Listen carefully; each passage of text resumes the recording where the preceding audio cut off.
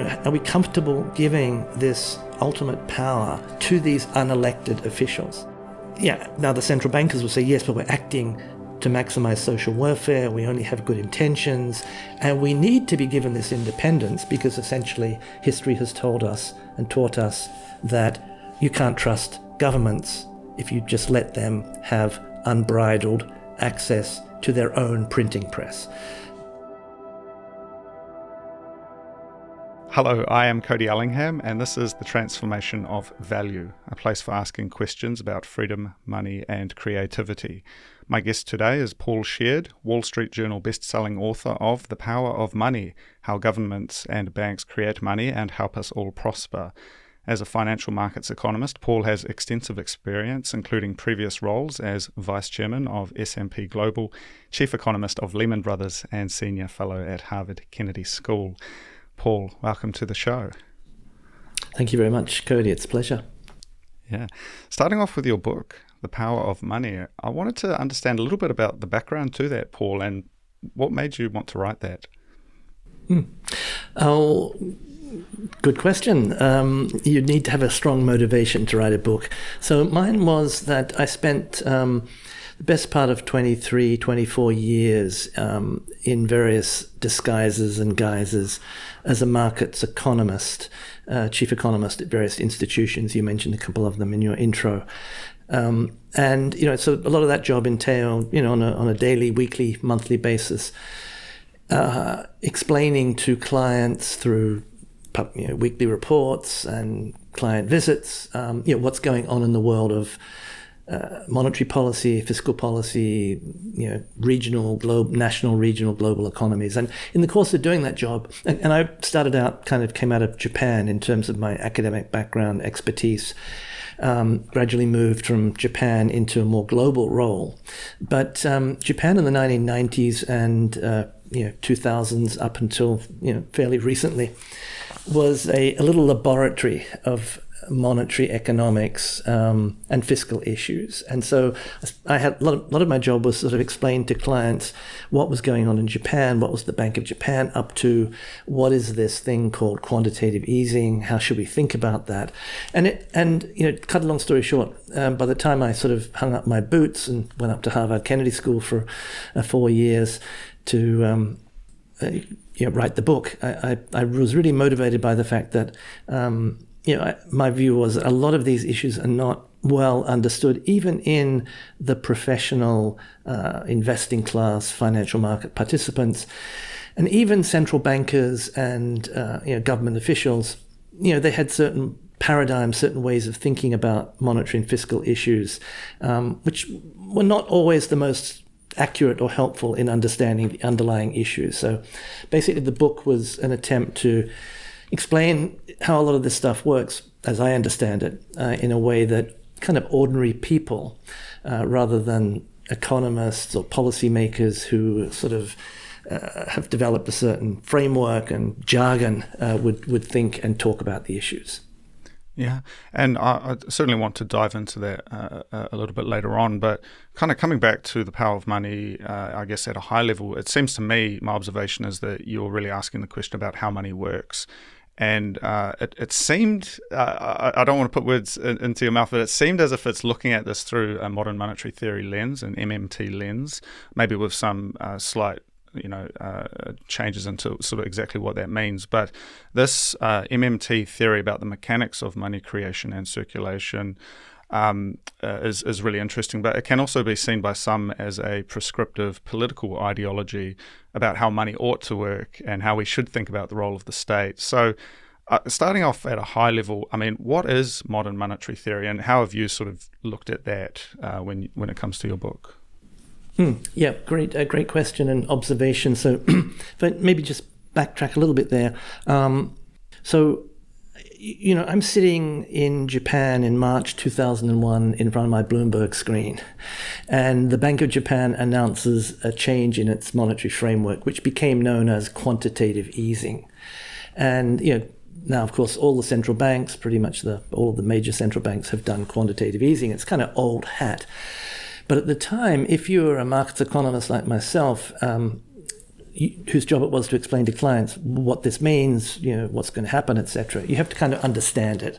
And so I started to kind of delve into quantitative easing, try to understand the balance sheet mechanics. And as I did, I essentially traveled along a path where I came to an understanding that was kind of quite similar to what has now become known as sort of MMT, or modern monetary theory.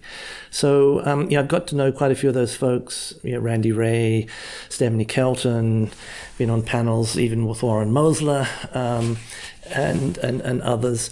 And so kind of, I'm a friend of the family, I guess. And so so what I try to do is just kind of understand the sort of nuts and bolts of how the monetary and fiscal system works as sort of accurately as possible. And then so what are the implications of that?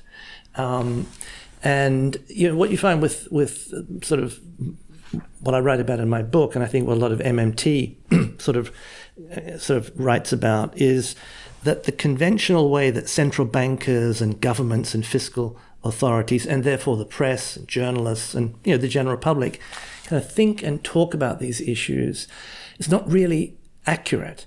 And so that's kind of what I'm trying to do in this book. First half of the book in particular is kind of explain, well, what is really going on here? How do these things fit together? You mentioned with MMT that there's a sort of a political angle to it. So I don't sort of sell myself as an MMTer.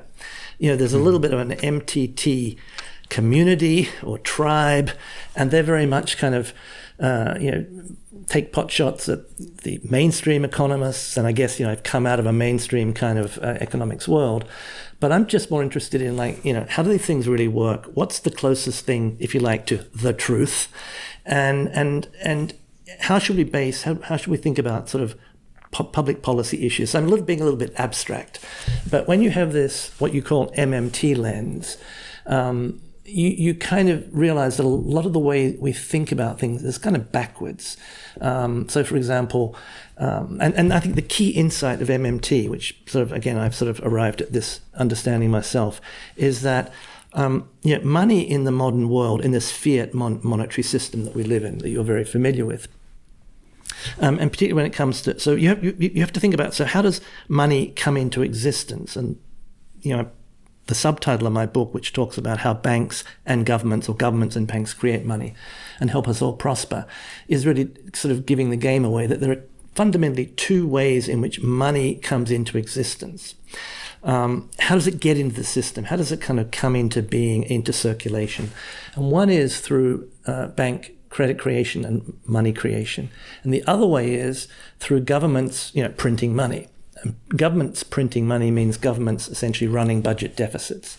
Budget deficits just means the government is writing more checks into the economy than they are taking out of the economy through taxation.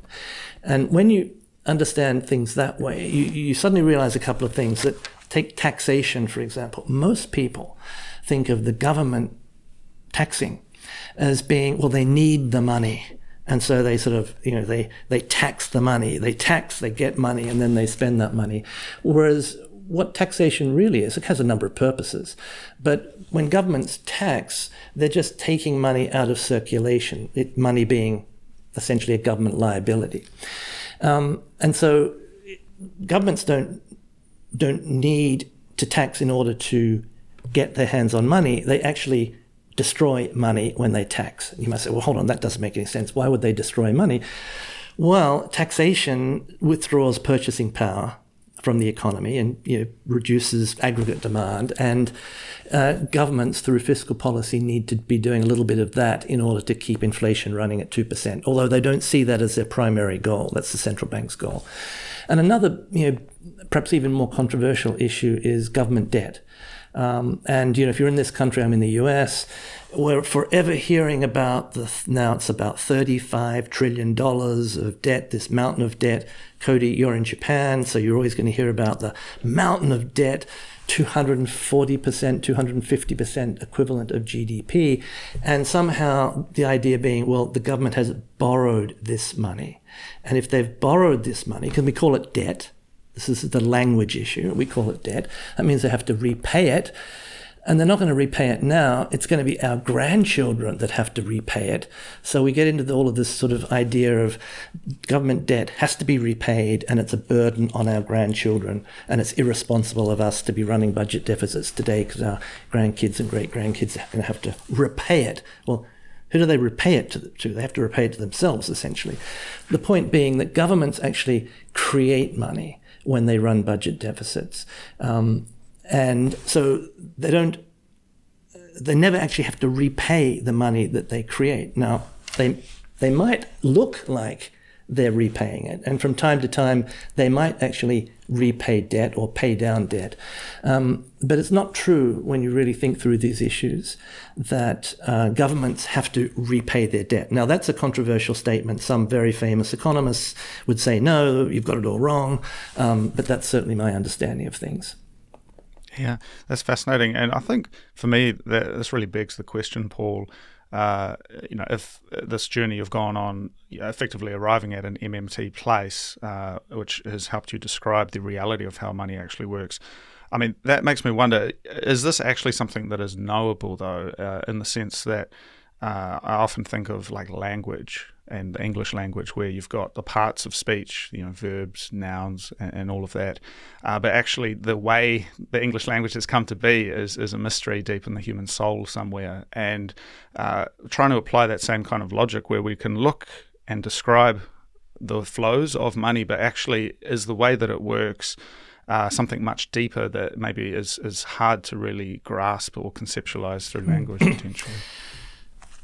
Well, kind of yes and no. I mean, the yes bit, and I'd say more of the no, but than the yes bit, I mean, somewhere in my book I quote the Israeli historian, anthropologist, Yuval Noah Harari, exactly, yeah. And he's got I think I put a quote in there because I really like this quote where he says something to the effect that money is a shared imagination. So a lot of institutions, a lot of norms, a lot of things that we take as, true and indisputable and sort of facts are actually kind of products of our shared collective imaginations. So you can put money in that bucket, and he makes that kind of argument. But, if you come back to sort of, the 21st century of Wall Street and the Federal Reserve and Treasury and the nuts and bolts of these things, then I do think you can sort through this, and some things are actually true, and some things are kind of false.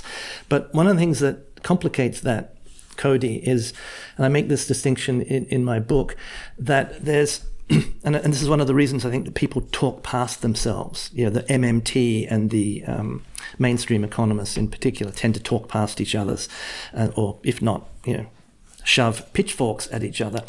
Is that I make a distinction between the sort of underlying, sort of fundamental way in which money works, again, in the monetary and the fiscal system, and then the way that it works through the institutional framework. So in other words, what's true at a sort of underlying fundamental, when you strip the institutions away and you say, well, does water flow downhill? Yes, it does. Can you pump water uphill? Yes, you can, but fundamentally water flows downhill. You get a similar kind of thing where you say, well, in actual fact, when governments write more checks into the economy than they withdraw through taxation, they are effectively creating base money, monetary base, high-powered money, what economists call. And so, yes, they do create money.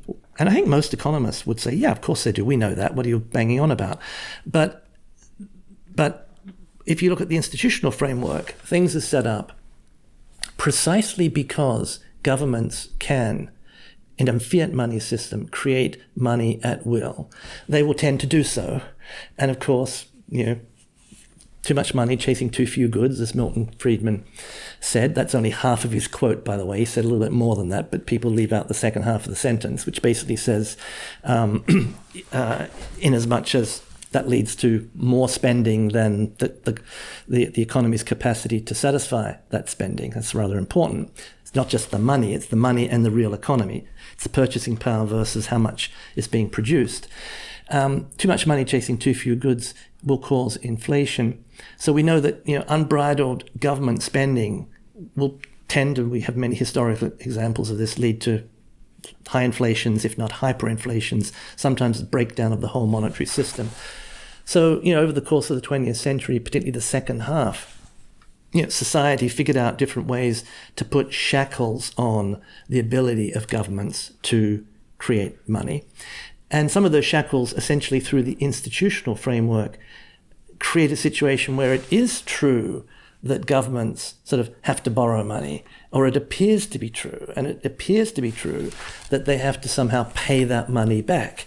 So if you have a 10-year treasury bond, at the end of 10 years, the government has to find that money to pay back investors.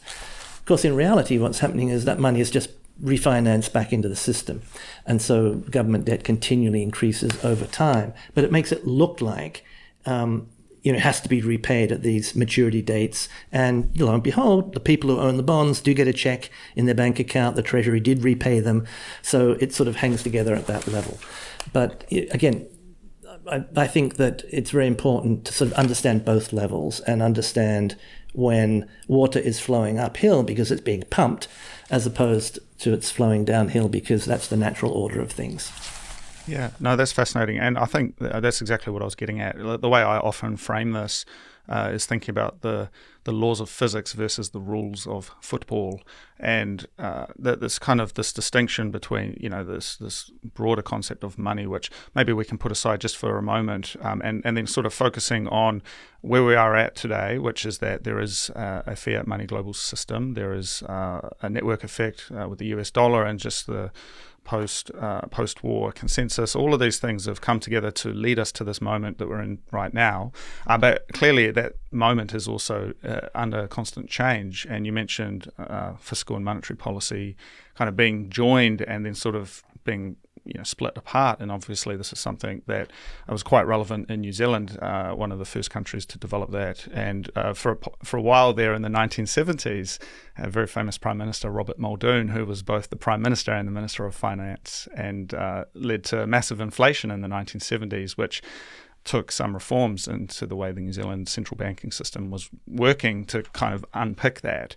But as you say, I mean, that's kind of an artificial shackle that's been put on what would otherwise be the will to power or something, and so that means, I guess, when we are talking about MMT, it seems as if we are talking about the modern current moment, and there's maybe a broader concept of money out there that we can also reference. But I mean, would you say that's true? There's sort of we're still describing where things are at today when we talk about this kind of thing. Yes, I mean, I think so. And I think that, that historical perspective, I think is important. Again, if you're in the financial markets, you're an investor, you're focused on what's Jay Powell going to say next. He said something today. Yeah. And everyone is sort of hanging on the next, sentence that comes out of the mouth of a Jay Powell or a Fed official, and likewise in the other countries. But I think what you're saying, and what, again, I think this hopefully comes across a little bit in my book as well. It's not a book of the history of money or the history of monetary policy. But the fascinating thing is if you go back 10, 20, 30, 40, 50 years, these things are in constant evolution and flux. And, even as we speak today, Cody, the Fed is doing a review, as you probably know, a 5-yearly review of its monetary policy framework. The last one was published in August 2020 and was, a complete flop. Essentially, I don't want to beat up on the Fed too much, but if you go back to 2020 and before COVID, the concern was that the interest rates were too low, and what central bankers and economists call the natural rate of interest, the real equilibrium rate of interest. It's a theoretical concept. It's not something that's actually observable. But this is a very instrumental concept in monetary policy making, saying it's too low, and because of that, central banks are hitting the zero bound. And we had that experience after the financial crisis, and Japan's had 25 years experience of that. And so the problem that monetary policy makers thought they had was that inflation risked becoming too low and getting sort of anchored on the downside of their inflation target. And so the Fed comes out in August 2020 with a framework that basically says we have to tilt our framework towards creating a little bit more inflation. I'll spare you the gory details. And then, of course, what happens next is we have the biggest inflation since the 1980s. And so now the Fed has kind of like ditched that framework, or is in the process of ditching that framework. Effectively, they had ditched it and already, and now they're sort of gazing at their navels, trying to figure out, well, how should they now modify the monetary policy framework for the conditions that they see as being dominant. When I look at that whole process, to me, and this has been one of my sort of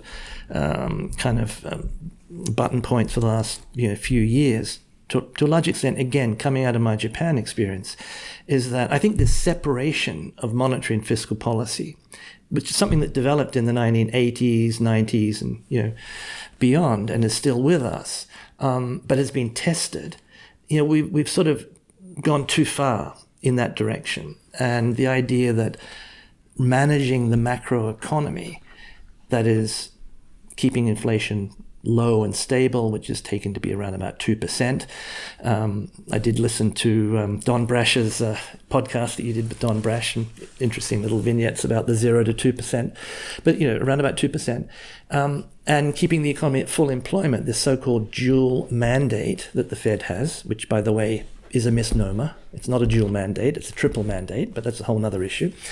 That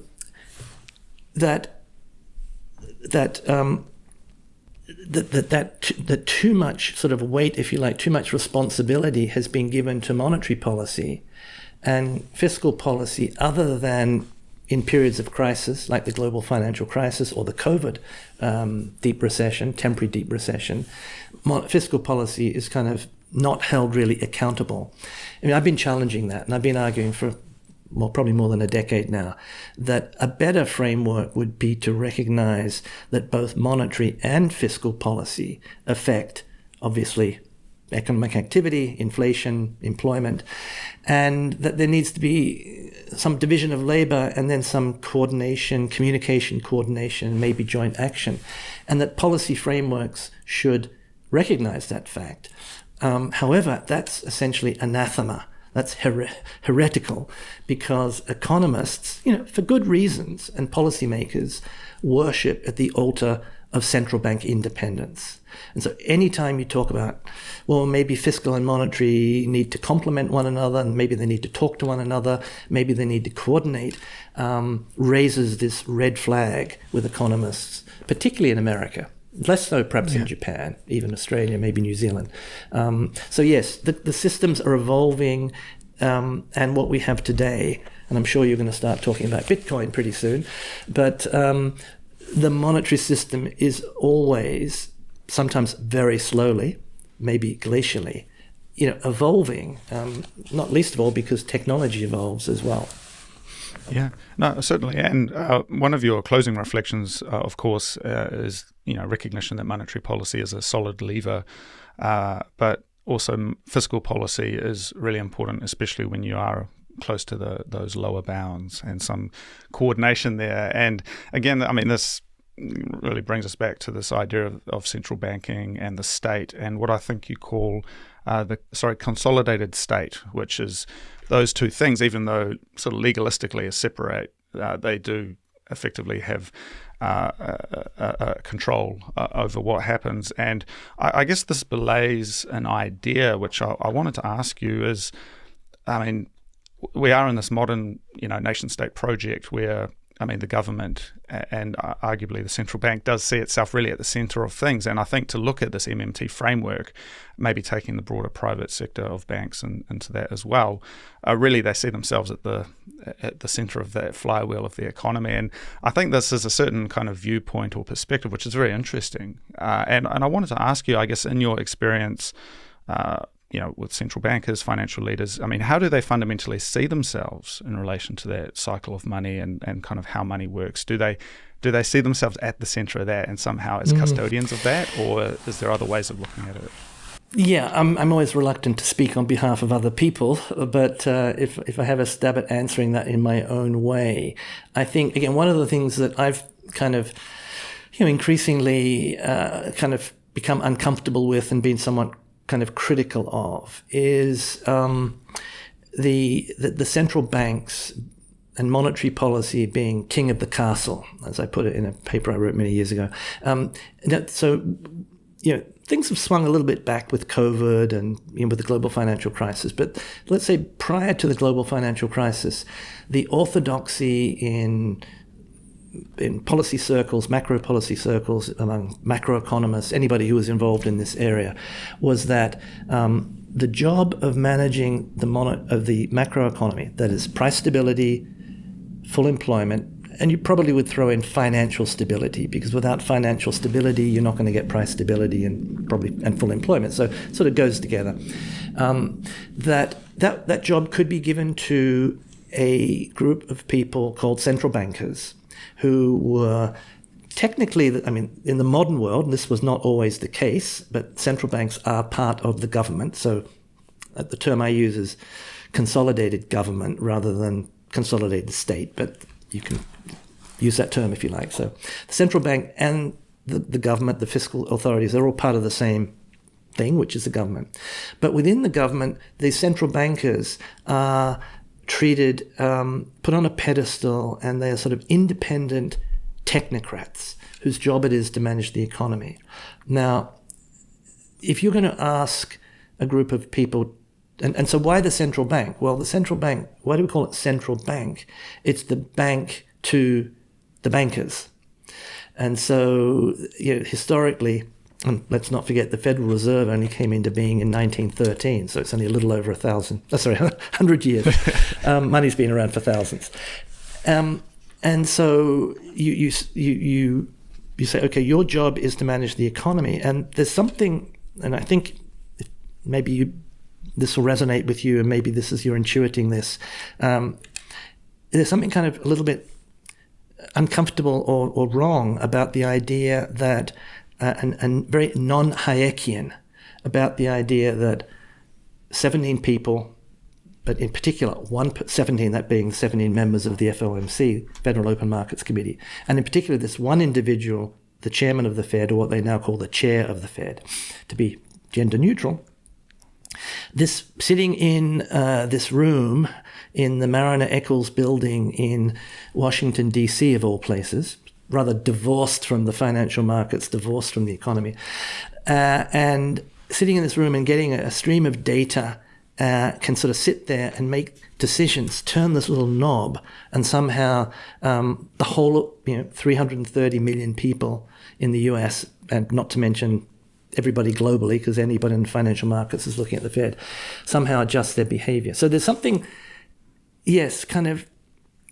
a little uncomfortable from that sort of Hayekian perspective. Now, how does so there is a sense in which it's easy, I think, and I've never been in that seat, but I could imagine that if you're in that kind of seat, to become a kind of prima donna.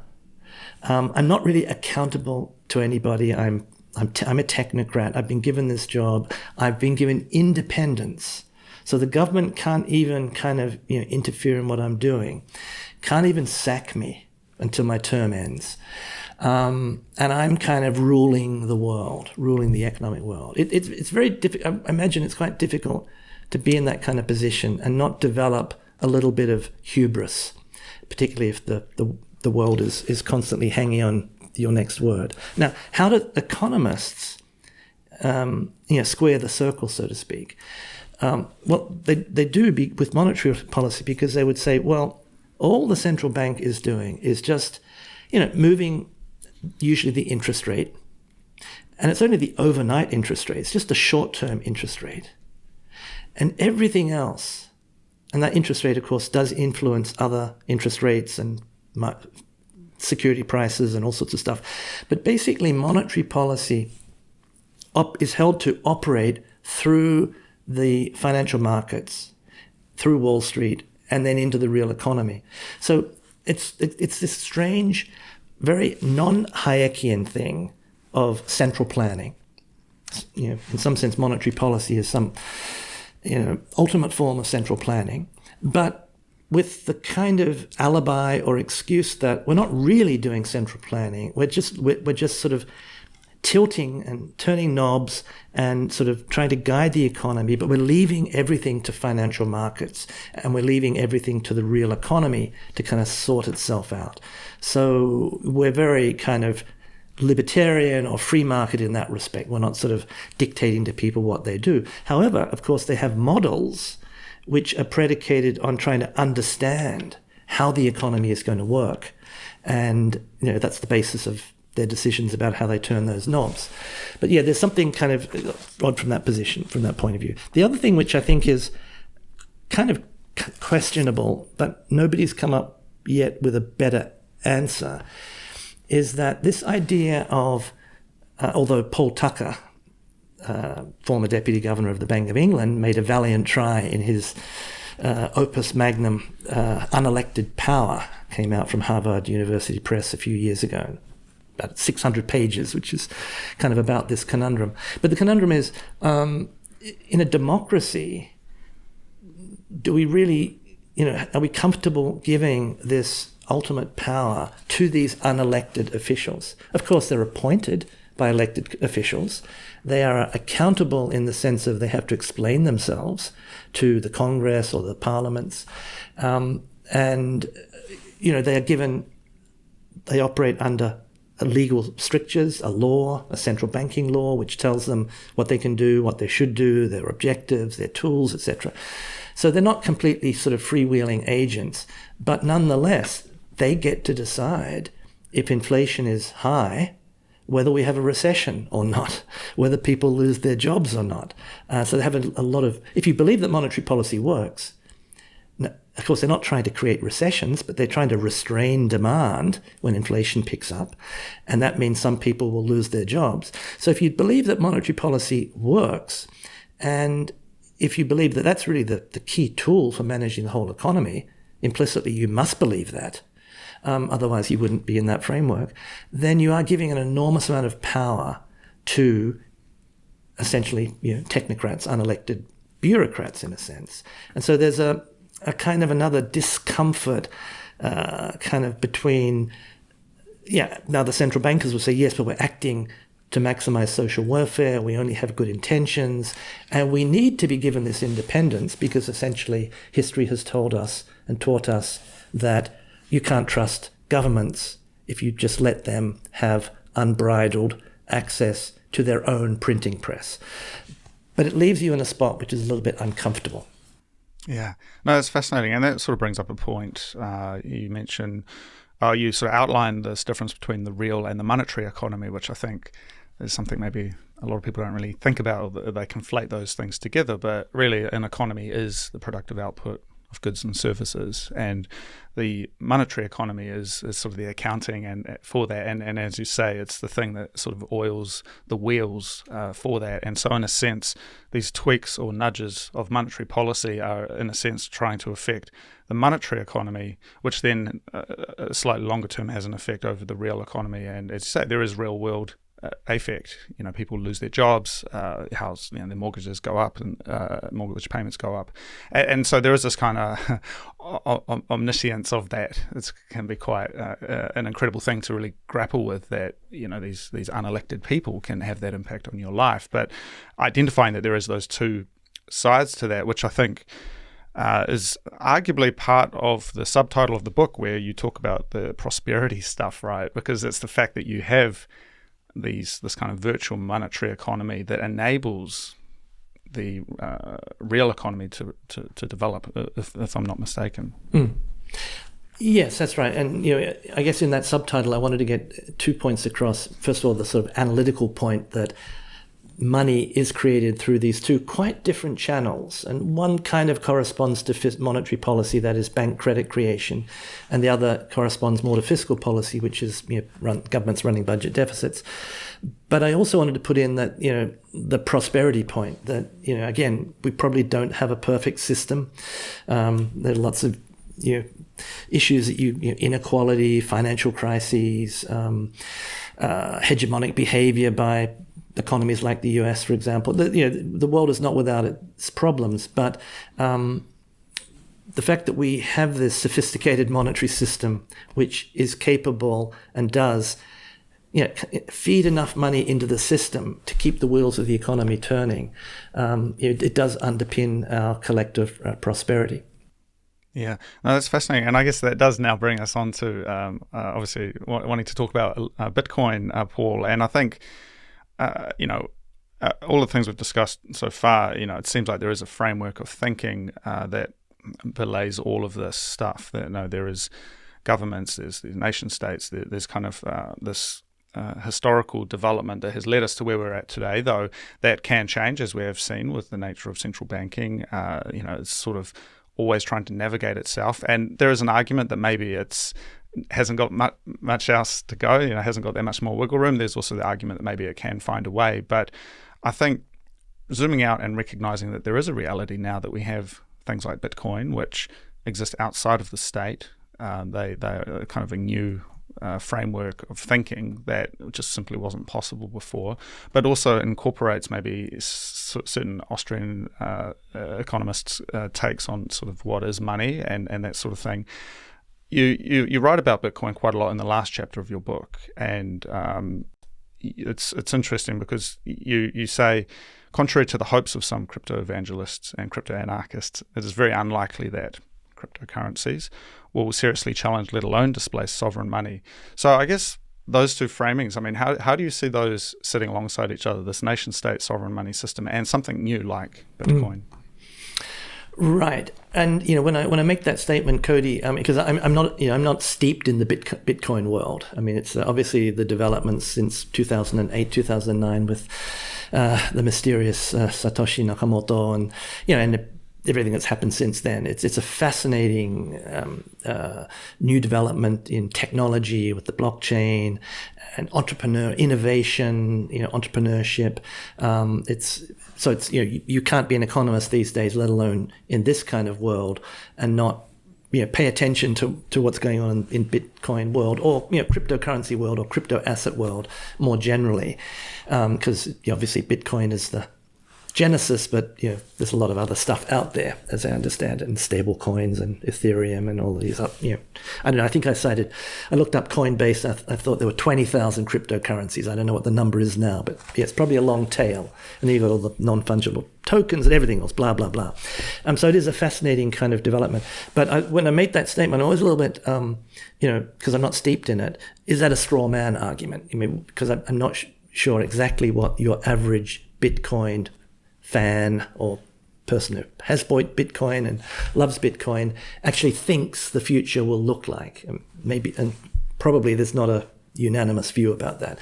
But if you take the kind of the potential straw man of saying, well, this is, and that's why I said crypto evangelists and anarchists, perhaps that extreme wing, if you like. I just find it very hard to believe that for a number of reasons that Bitcoin in particular is going to displace. We're going to be, and I think there is a word for this.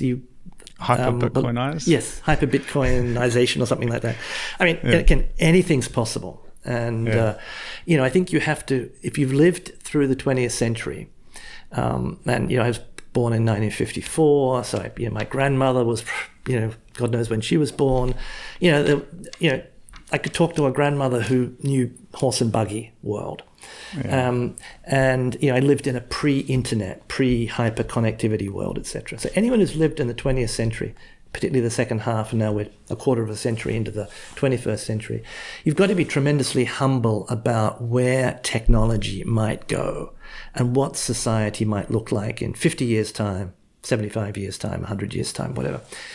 Who knows? But now we have AI and everything else. Fusion of biology, man and machine and everything else. So, it's science fiction, but, a lot of what we have today 50 years ago would have been science fiction on steroids. But if we just but let's come back to put our feet on the ground, the next year, the next 2 years, the next 10 years, I don't think that, these cryptocurrencies, or Bitcoin in particular, will seriously challenge the sovereign monetary system. And there's a number of, you might say, well, why is that? Well, one is just the incumbency, the incumbency advantages of the sovereign monetary system. And I do think also there's probably an onus on the sort of Bitcoin evangelists, if you like. I don't know if that's an insult or I hope that's a good word to use, but just for want of a better word, probably the onus is on them to sort of explain why it is that this new phenomenon will overturn the sovereign monetary system. And another point, of course, is that as you may have insinuated in some of your comments so far, is implicit, maybe deep down, the state will fight back. The ability of the state to create and manage money, both through what we call fiscal policy, creating money, spending money, taxing money, and through the control of the banking system money creation channel, which is, in terms of aggregate numbers, probably bigger than the government's role. And certainly that's where monetary policy is most focused, on the banking system and credit creation, financial conditions in the economy. This is really like integral to the state. It's, the state has monetary power, fiscal power, military power, legal power, etc. So they're not going to give that up easily, and that would be another reason for being somewhat skeptical. But again, in the second half of that last chapter that you cited, as you know, Cody, and maybe that's your next question, goes into the central bank digital currency kind of discussion. And what has clearly happened in the last 15 years or so is that blockchain, Bitcoin, cryptocurrencies, both as a new and revolutionary technology, which I think it is, and having that monetary dimension and the ability to challenge, not displace, but to at least challenge through creating what you would call a non-state-based or monetary system and form of money, that certainly got the attention of the central banks and governments, and has triggered this last 10 years, I guess, or so, maybe a little bit longer now, where central banks, pretty much every central bank in the world, has been looking at blockchain, tokenized money, so-called central bank digital currencies, and there's prototypes out there and everything else. So I see I think I see two things. One is that I think Bitcoin certainly has enough going for it, and cryptocurrencies more generally. It is a store, I would call it a risky store of value. I don't think it's money, or at least it's not a very good money in the sense of being a unit of account, a medium of exchange, at least in a widespread sense, or a stable store of value. But it is like any financial asset, that it is a way to transfer purchasing power through time. And, government money, both, say, bank deposits or, government bonds, they're pretty good ways of transferring, purchasing power or sort of money points or money into the future, which is a really important aspect. But all financial assets do that. The question is, are they good financial assets? How risky are they? How do they perform over time? And what Bitcoin seems to have going for it, and and of course, as you know, opinion is very divided on this among what you might call, well, mainstream economists, I guess.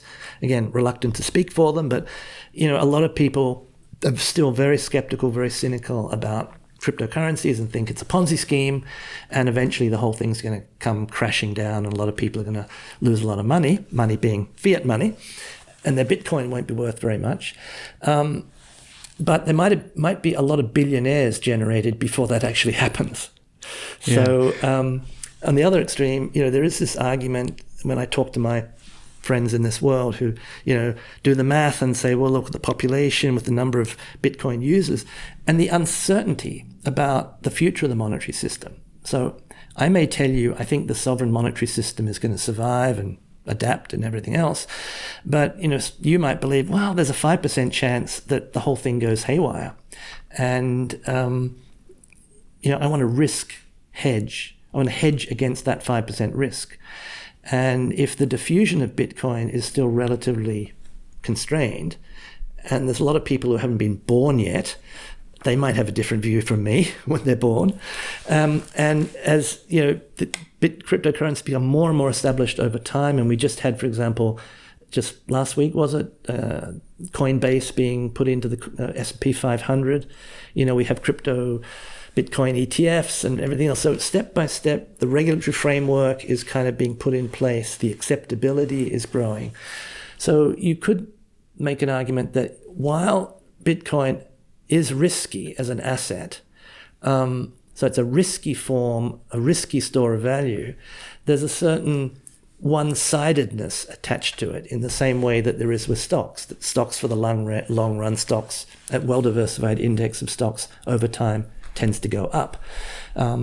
So putting all that together, I think a fairly strong argument can be made that the genie is not going back in the bottle, and that these crypto assets, of which Bitcoin is perhaps the most prominent and famous, may have a permanent niche, at least a niche position in financial portfolios as ways of transferring purchasing power into the future, as ways of hedging against different scenarios. So that they may be a permanent addition or complement to the normal sovereign monetary system. And meanwhile, their very existence and the technologies that they incorporate are disrupting, will disrupt and force central banks and maybe governments and fiscal authorities to innovate, central bank digital currencies. But I think at the moment, my criticism of that debate, and again, central bankers are very conservative people, but at the moment, the central bank digital currency, it's a central bank digital currency discussion. It's not a tokenized fiscal money discussion. It's not a discussion which is saying, okay, now that we have this technology, rather than just like bolting a little bit onto the existing sovereign monetary system, can we rethink the way the sovereign monetary system works, what we call fiscal and monetary policy, and can we evolve the system in a way that incorporates these technologies, but also kind of maybe improves the system at the same time. So I think that, again, you're not going to hear that from a central banker, but I think it wouldn't surprise me if in 10, 20, 30 years, if we look at the way what we now call monetary and fiscal policy operate, they may be quite different in 10, 20, 30 years' time. Yeah, no, thank you for that. And I think, if I may respond to that, I think from my perspective, I see this nudge that Bitcoin provides, which I think you allude to in your final chapter. It's sort of it's sort of Damocles kind of thing. It's sort of dangling there that, look, well, now there is an opt-out available, and certainly many people are taking that, and it comes with some political ideological baggage, I guess, to sort of decide to want to opt out. But once you do, you realize, actually, look, this is viable, and certainly you can live off Bitcoin, though it can be a little bit tough sometimes. It can also be pretty good as well, and that's a very interesting proposition, because we haven't had that for a very long time, or arguably ever. And so I'm sort of, the way I frame this in my mind is that there's this kind of dance between this sovereign state money and Bitcoin, where there's a push and a pull, but eventually you start to see crossover. And you mentioned the ETFs and that, there's this kind of colonization of the legacy financial world with, Bitcoin, which, when it comes to monetary policy, Bitcoin has its own monetary policy, and it's absolutely separate from any government. And that's a very interesting proposition, because up until now we've been talking about this kind of legalistic divide, and how you're arguing maybe we need to sort of revisit that potentially, and it's kind of changing all the time. But with Bitcoin, absolutely, it's locked in stone that there is a monetary policy and no one can change it, and that sort of is a really interesting kind of finality that could be quite a disruptive idea, and we haven't really dealt with that before. And I kind of come back to something like the printing press or the internet as a fundamental, you mentioned it is revolutionary technology, but it also has these kind of second order effects, which are pretty hard to imagine. But once that genie is out of the bottle, and you have monetary policy that is absolutely separate from any state, that cannot be censored or stopped in any way, it's almost as if the state and the legalistic frameworks have to mold themselves around that new reality. And when that happens, I wonder if another way we can also look at this is that you have maybe a sovereign money system where you still have to pay your taxes using the scrip of the state, but there's actually another whole economy developing as kind of a decentralized economy. And just like the internet decentralized communication, what does a decentralized money mean for the way we do things? So those are all just ideas to throw at you, but I think recognizing that there is a change and that there is an incumbent system, there is new systems, and that there is a dance between those two is really important, I think. Yeah, and Cody, when you say that Bitcoin has its own monetary policy, you're talking about the 21 million coins that can only ever be printed and the halving every, 4 years? That's right. And then what goes out to 2140 kind of. Yes, that's right. That's the monetary. Yeah, so it's sort of monetary policy on autopilot in a way, right? Pre-programmed autopilot. Yeah. Well, first of all, let's. If I think that again, I've got an open enough mind on this that I think over time and again, whether it's you seem very keen on Bitcoin. I don't know if you're also keen on Ethereum and all the other cryptocurrencies or stable coins or whatever.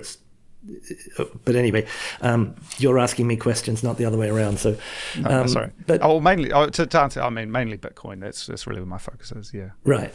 But I look at other stuff if for academic purposes. Right. So I could imagine that. Again, what do you call this? Web3 or all these terms? I'm not really familiar with them. But as the internet and virtualization, digitalization, we're perhaps in the very early stages.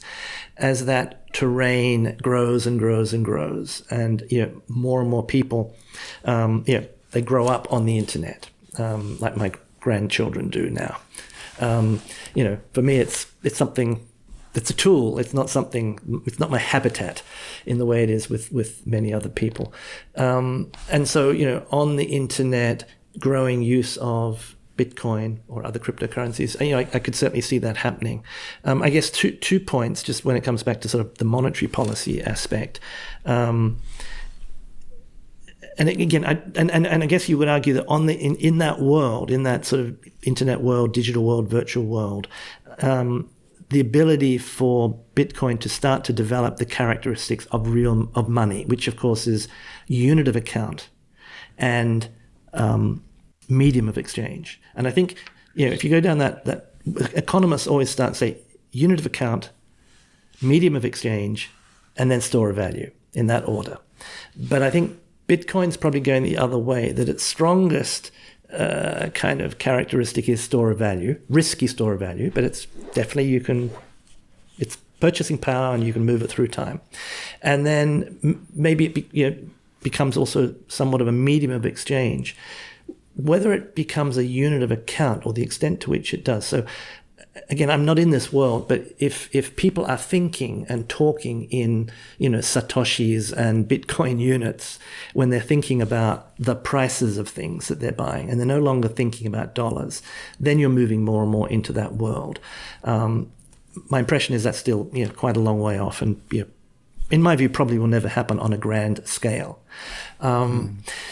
So, but again, not just as part of the investment ecosystem, but also as part of the monetary usage in that internet world. Yes, I can see that happening to a certain extent, but it still seems to be just like stable coins. I think stable coins seem to be, in kind of much more kind of accepted by mainstream economists, because we all know how lousy it is sending money across borders. So the idea that you can, buy a stable coin, send it overseas, buy it in dollars, send it to Europe, it's turned into euros, is great. But you still have these on and off ramps. So do we get into a world where you don't have those on and off ramps anymore? But to come to the monetary policy question, I think if we're talking about a world in which the sovereign monetary system is still alive and well and is the dominant system, but if it is the fact that there's somebody else printing money, the machine that Satoshi Nakamoto set in train, and people are getting enormous wealth, Bitcoin wealth, that they can then turn into dollars and can start consuming in the dollar economy, that's going to stimulate aggregate demand. And so, as with every factor affecting aggregate demand and economic activity, and therefore dollar price level, central banks will have to take that into account in their monetary policy. So even if they don't have control, it's a little bit like saying they may not have much control over the black market, but the black market is part of the economy and it's affecting the variables that the central banks are trying to control. So they'll still have to take it into account. Maybe just it's an additional challenge. Yeah. Well, that's interesting. I mean, you mentioned stablecoins, and I'm actually going to talk to someone else later today about that. But I think stablecoins are a very interesting synthetic dollar that, an extension of the euro dollar kind of concept. And I think this is very fascinating because it sort of means you've got this colonization of US dollars now in places like Argentina, Africa, these places where, empirically there's a lot more of that than there is Bitcoin adoption because people day to day, they need that price stability you get from US dollar, a US dollar peg. But that's really interesting because it effectively sets up a potential future scenario where you have massive US dollar dominance, even somewhere like New Zealand, which has its own sovereign currency, what happens as that sort of takes a tank and maybe people start using more and more US dollars through stablecoins. And so you set up this kind of, final boss battle where you've got, US dollar block and then maybe this kind of decentralized Bitcoin block, and those two things sort of colliding with each other. But what's really interesting is that the US dollar, though it is sort of sending its tentacles out there into the world, at the same time you've got stuff, as you write about, with 2022 Russia-Ukraine war, this weaponization of SWIFT and this kind of challenge with SWIFT. You've got the whole Trump phenomena right now with tariffs that, and the talk that we met at a couple of weeks ago. So there's these kind of things that are also happening in the fiat world, and, it's constantly changing. And so with that in mind, Paul, I mean, how do you see that sort of, the future, say, US dollar and kind of shooting itself in the foot potentially, and then Bitcoin just kind of doing its own thing over here, ready to, step in when the time is right? Right. Well, yeah, I mean, I'm very much on in the public record to the extent that anyone listens to me, certainly in the last chapter of the book. And, when the sanctions were imposed back in 2022, I was interviewed by the South China Morning Post, and I didn't pull any punches in an interview I did there with Anthony Rowley, who was moderating the panel the other day. Yeah. So again, maybe call me an old-fashioned economist, call me somebody who is a great fan of Alexander Hamilton. But if we have this discussion about the dollar, the financial system, Wall Street, the reserve currency, the dominant part of the global financial system. Famously, the French finance minister, Valéry Giscard d'Estaing, I can never pronounce his name, but who later became president in the 1970s, famously said in the 1960s when he was finance minister, talked about the exorbitant privilege that the US had because they had this reserve currency status. Separate discussion to sort of unpack what does reserve currency status mean. It's got different dimensions, but park that for the moment. So this exorbitant privilege, and the dollar-based, global financial system, or the global financial system being very largely dollar-based, is this exorbitant privilege. Although, again, interesting debate coming out under the Trump administration with all these ideas from Stephen Moran and others and Bessent and blah blah. But again, park that. I'm very negative about the weaponization of that system. And it's almost, and this is not something that happened overnight or just recently, but let's put it this way. If you are going to have that status as a reserve currency, I don't think, and economists always think in the short run, the medium run, and the long run. And as Keynes said, in the long run, we're all dead. That just means, it takes a long time and a lot of things can happen. And we may not be around to witness it. But I don't believe, Cody, as a basic idea that weaponizing the dollar system is consistent with the US dollar remaining the dominant reserve currency and dominating the financial system. You can't have your cake and eat it too. In other words, if you keep weaponizing, or if the US keeps weaponizing the system, and discovering this juicy, you don't have to fire a bullet. You just freeze the foreign exchange reserves of a foreign central bank. You just cut off the banking system of a whole country from the SWIFT system, et cetera, et cetera. Then not only the country that's on the receiving end of that will be thinking twice. They're like, well, we can't do anything about it today, but we're not going to, fool me once, fool me twice kind of thing. We're going to take some evasive action in the future. But not just that, but every other country in the world is observing that behavior and saying, oh my God, I could be next. I being China, I being India, I being New Zealand. If you fell foul of certain powerful constituencies in the US. So I think that's a really bad direction to go. And I was a little bit surprised, particularly in 2022 when this happened. People that I interacted with in the sort of international monetary circles, go to the IMF World Bank meetings, things like that, not as an official, but someone who's participating in the peripheral festivities. Most of the people in my world were saying, nah, this is fine. We can do this. Dollar's so strong, nothing to replace it. And I think there's a lot of complacency about that issue. And I mentioned Alexander Hamilton because if you go way back to the founding of America, the founding fathers, the initial debate between Hamilton and Jefferson and James Madison, where the government was formed, the fiscal framework was formed. Alexander Hamilton, fought tooth and nail and essentially won the debate against Thomas Jefferson and James Madison and other powerful forces to establish the principle that the property rights attendant on, treasury securities, financial assets more generally, have to be inviolate. And the particular issue there was that speculators had bought up government IOUs at 15 cents on the dollar, 20 cents on the dollar from soldiers who'd been paid that money, paper money, fiat money essentially, in the American War of Independence. And Alexander Hamilton said, well, this is an obligation of the US government, and we have to make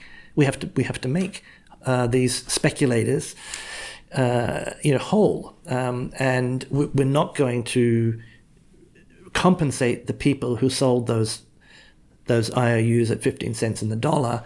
That was a decision that they made, in a financial market context. So this was a really strong, principled position that Alexander Hamilton was able to win over. When you read about this period now, you think, gee, surely the government would have given in and said, hey, you're not going to get, we're going to give you a 20% haircut and give that money to the poor soldiers or something. But no, they established the full faith of the dollar. So that's a principle that I think you need to protect. And if you start saying, oh, well, we can cut Russia out of the SWIFT banking system, it's not a question of whether you like Russia or don't like Russia.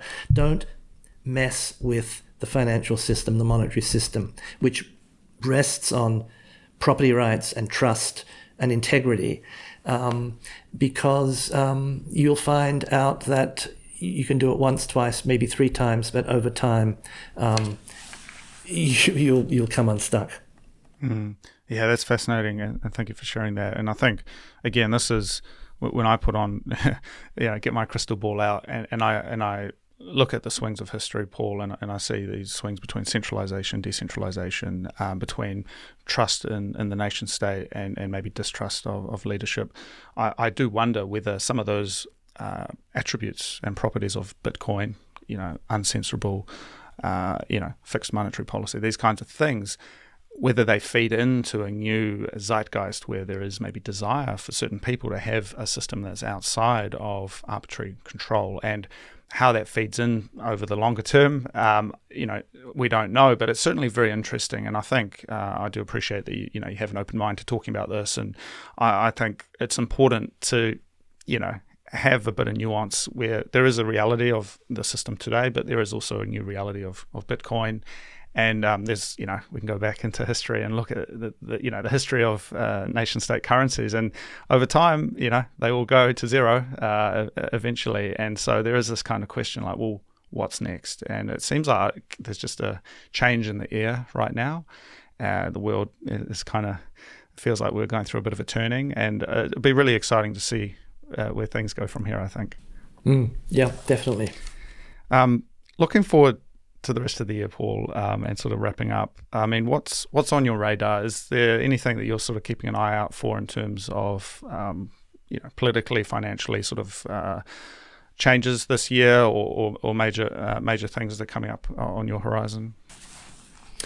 Well, I think like most people, and particularly here in the US, very focused on the Trump administration and the policies that are coming out of the. This is probably the most activist administration, U.S. administration, well, certainly in my living memory, and you probably go back to the founding fathers, maybe the early days when they were putting the whole country in place and establishing all the rules and regulations and institutions. This is like a period like that. So, that's a lot of my kind of time is taken up reading executive orders and things like that are coming out thick and fast from the administration. And I haven't caught up on all the news today, but I'm also pretty focused on the geopolitical situation, the war in Ukraine, what's going to happen there, because this is a pretty unprecedented situation where, in the Cold War, the Soviet Union and the US, both nuclear powers, had their proxies, and the proxies would fight. But we've never had a situation where the US has come so close to directly at war with another nuclear superpower. And Putin has made it very clear several occasions that that it's getting very, very close to the point where, particularly if there were missile attacks into Russian territory, Russia would regard that as an attack by the US, by NATO. And that takes things to a different level. So, when I was giving talks last year, and including in Japan, and looking at who's likely to win the election and how will it matter if it happens, the top of my list was the fact that President Trump was saying he will end the war in Ukraine. Now, he hasn't done it yet, but I think that's a very important geopolitical, how this plays out. Whether President Trump is able to make good on his campaign promise to end the war. He said on day one, I don't think you take that literally, but that he would put a very high priority on doing it. That's potentially, I think, is a geopolitical game changer. And it's because then the question is, well, what comes next? What comes after that? This is a different kind of conversation, geopolitical conversation, but I think it relates a little bit to what we've been talking about with the reserve currency status. I think the whole era of the post-war Pax Americana, where the America was the global policeman, was, that underwrote the global liberal international order, if you like, supplied global public goods, that era has sort of come pretty much to an end. It's run its course. And so we need to replace it with something. And, if great powers are at war or close to being at war with one another, that's not the way you want to replace it. You want to replace it with a much more cooperative system. And you need China, you need Russia, you need the US, you need Europe, you need India, if you like, the global South, all figuring out how we're going to live together on this planet in a way that does secure peace and prosperity. Now, people might say, wow, you're crazy thinking Donald Trump is going to produce any of that outcome. But,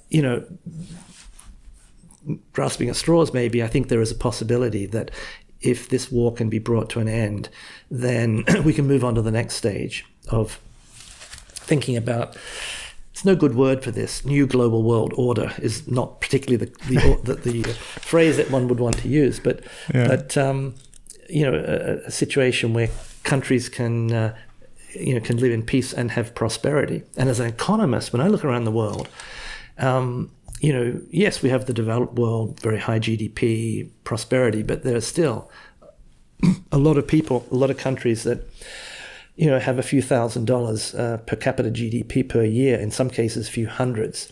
So there's a lot of work we need to do just